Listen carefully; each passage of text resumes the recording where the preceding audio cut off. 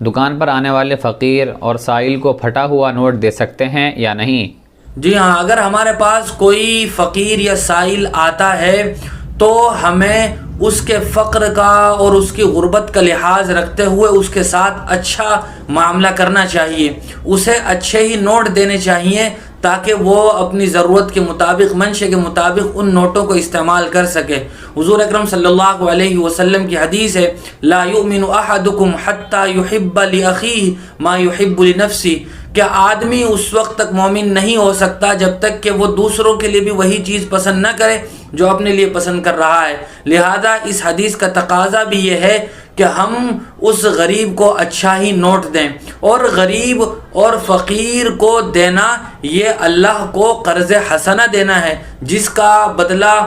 اللہ تبارک و تعالیٰ قیامت کے دن ہمیں اس سے اچھے انداز میں چکائیں گے۔ لہذا ہم اگر کسی غریب اور فقیر کو کچھ دے رہے ہیں تو گویا ہم اللہ کو دے رہے ہیں، تو اللہ کو دینا یہ اچھا دینا چاہیے تاکہ ہمیں اس کا بدلہ اچھا مل سکے۔